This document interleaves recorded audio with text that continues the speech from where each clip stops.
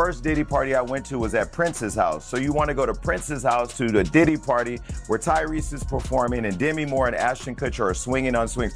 That is what's happening on the other side of the wall. And so the one thing that makes this party different than a Jamie Foxx party or any other celebrity party that wrangles a bunch of young women or guys or whatever too, is that Diddy didn't let you bring your security in the party. Prince and Diddy. I know, right? It sounds completely out of left field. Totally. But get this. The tea spilling from Diddy's whole legal mess right now. It's scalding hot. And Prince's name, somehow it's right in the middle of it all. How is that even possible? Health problems? That I don't know, right? What I know is that he was really health conscious. He was a vegan. He didn't abuse alcohol. I didn't know of him abusing drugs.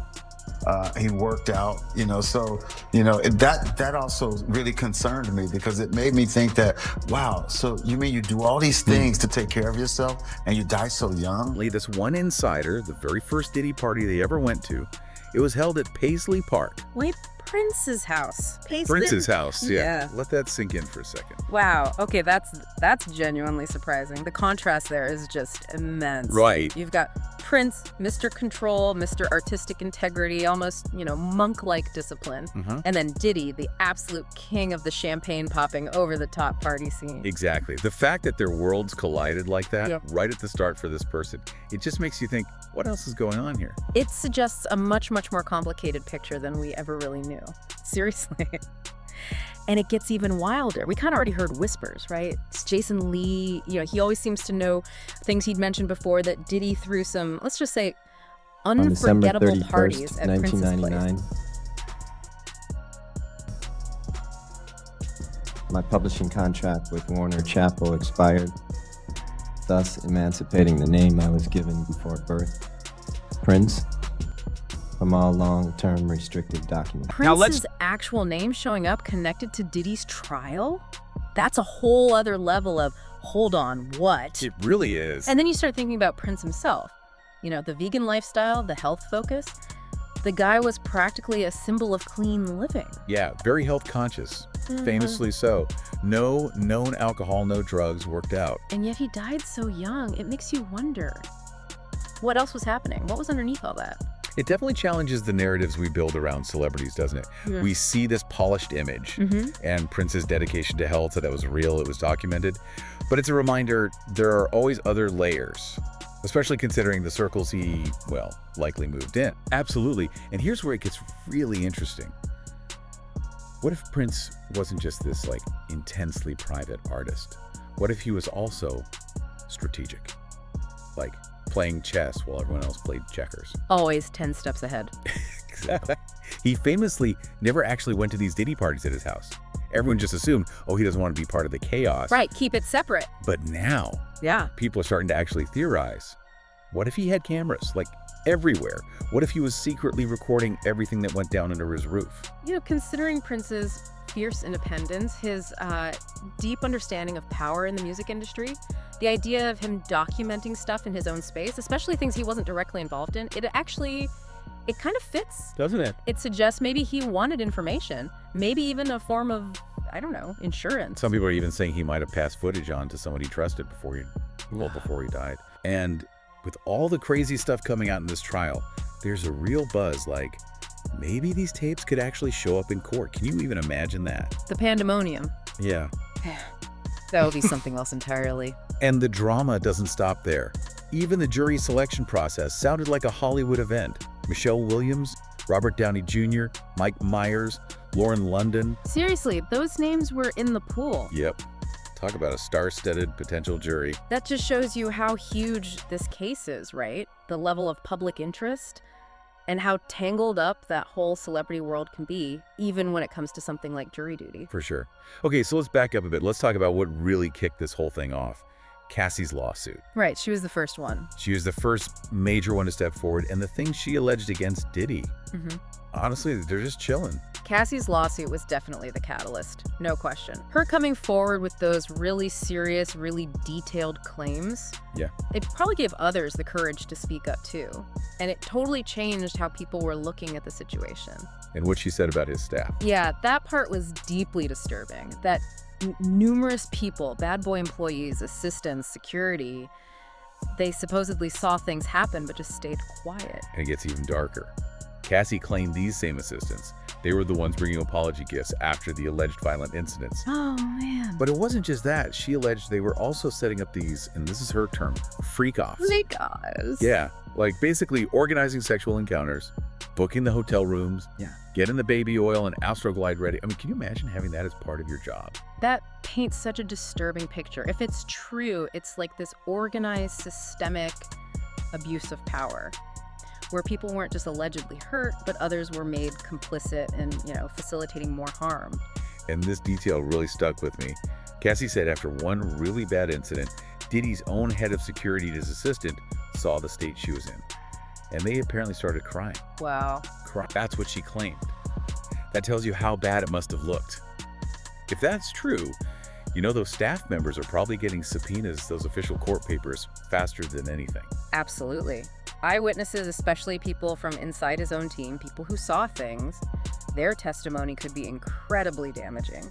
And their alleged emotional reaction, like you said, it suggests they knew something was very wrong. Okay, now let's bring in Harv Pierre. His name surfaced in another lawsuit against Diddy, filed by a Jane Doe. Ah, yes, Harv Pierre. And guess what? He's reportedly on the witness list too. Now, this is the same Harv Pierre that Prince mentioned way back in '99. Really? How so? Remember when Prince announced his publishing deal with Warner Chappell was over? He said he was emancipating the name I was given before birth, Prince, from all long-term restrictive documents. Oh, right, when he changed his name back, yeah. Exactly. He said he wanted a fresh start, a new chapter, to divorce himself from the past and his battles with Warner Brothers over music ownership and like how often they made him record. Yeah, that was such a powerful move, reclaiming his name, a real declaration of independence.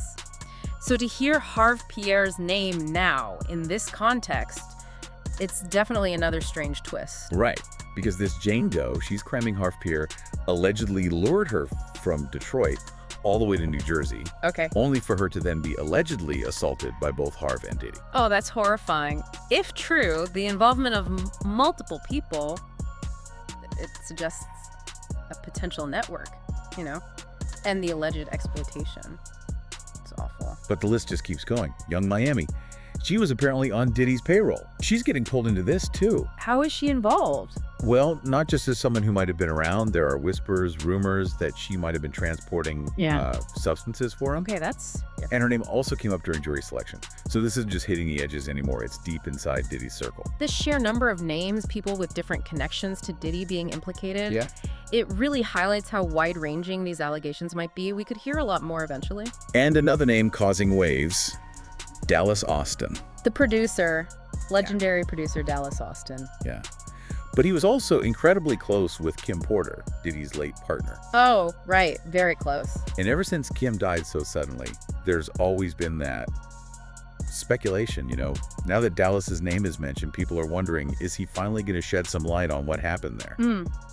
Given their bond, his potential testimony could be really significant. He might have insights into their relationship, maybe the circumstances around her death.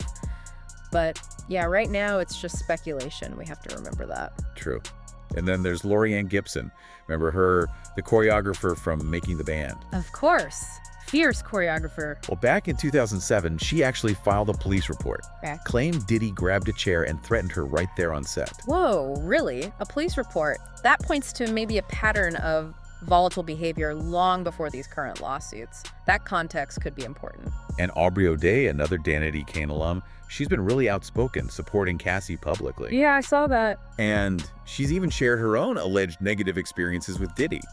It feels like the floodgates are kind of opening. The support from other women, them sharing their own stories. It does feel like maybe a collective moment is happening. It suggests the alleged behavior wasn't just isolated incidents, maybe. And speaking of Danity Kane, let's not forget Dawn Richard. She also filed a lawsuit against Diddy. Another one, okay. Yeah, alleging really serious misconduct that she says started right on the set of Making the Band. Wow, that show. The power dynamics there alone could, unfortunately, create an environment where things like that might happen. According to her suit, the alleged abuse wasn't just private. She claims he was constantly tearing the women down with these awful, demeaning insults, right on camera. That's terrible. Public humiliation is a part of the process. And when it came to actually working, Dawn says it got worse.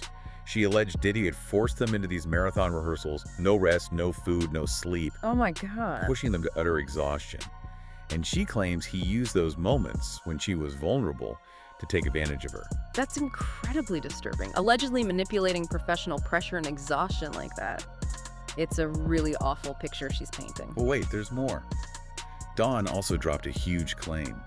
She says she personally witnessed Diddy being physically abusive with Cassie while he was high. She saw it herself, a direct eyewitness. That's her claim. That kind of direct testimony, that could seriously shake things up in this case. No kidding. Direct eyewitness accounts of alleged violence are huge in court. If her claim holds up, it could be major corroboration for Cassie. Okay, let's circle back to that first Diddy party at Prince's house. Right, the starting point. The person who was there mentioned something else really weird. Absolutely no outside security allowed inside. Huh, just Prince's team. Apparently. Think about that. Prince lets Diddy throw these massive parties in his iconic home, but insists Diddy's own security stays outside. It really sounds like Prince wanted total control over what happened within those walls, doesn't it? It definitely does. It's peculiar, right? It strongly suggests Prince wanted to manage the environment, maybe even observe what was going on in his own space.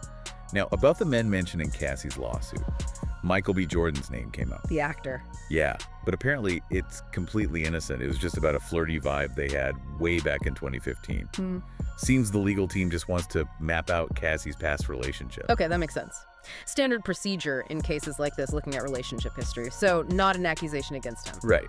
But then there's Kid Cudi. His name definitely makes you go, Kid Cudi. How's he involved? Cassie admitted they had a brief relationship back in 2011 during a break she took from Diddy. Ah, okay. But when she got back with Diddy, he supposedly found old emails between her and Cudi and just lost it, completely lost it. Oh boy. According to the lawsuit, Diddy was allegedly so furious, he made sure Kid Cudi was actually home before blowing up his car. Ew, what? Blew up his car? You can't be serious. That's the claim. And get this, Kid Cudi's car actually did blow up in his driveway around that time, it was reported. So that part of Cassie's story, not some wild exaggeration, it apparently happened. Wow, okay, that's incredibly volatile. And the fact that part is reportedly verifiable, that lends serious weight to her other claims about control and violence. So yeah, as this trial progresses, you just know more names are going to get pulled into this. But like we said at the start, Prince being even loosely connected, that felt like a plot twist nobody saw coming. Absolutely. A total curveball. And now, everyone's asking that question. Did Prince know something? The whispers are definitely getting louder. Some are even wondering if those rumored tapes, the ones he supposedly had on Diddy, could they have somehow played a role in his own death? It's a chilling thought, isn't it? But you can see why people are making that connection. The circumstances around Prince's death were always a bit murky, especially given his lifestyle. So the possibility that he had information about Diddy's alleged activities, it adds this whole new, potentially very significant layer to that mystery. And this is where it gets genuinely eerie. Just days before Prince died, he posted this picture of himself on Instagram. The caption, which he later deleted, was, "Just when you thought you were safe." Whoa, just when you thought you were safe? What does that mean? Exactly. That alone is creepy. And then his final appearance at Paisley Park, supposedly after getting some medical treatment. He told the crowd something so strange. Wait a few days before you waste any prayers. He said that. Yeah. What kind of thing is that to say unless you feel like something bad is about to happen? Those cryptic messages, right before he died, they certainly fuel the idea that maybe he knew something or felt he was in danger. The ambiguity leaves so much room for interpretation, including the possibility it was linked to Diddy. And then, just like that, he's gone. Found unresponsive at Paisley Park. The official cause of death. Accidental fentanyl overdose. From counterfeit Vicodin, supposedly. Oh, great official story. But let's be real, a lot of people just never fully bought that. Prince. The guy synonymous with clean living. No known drug issues, so disciplined. How does someone like that accidentally overdose on fentanyl?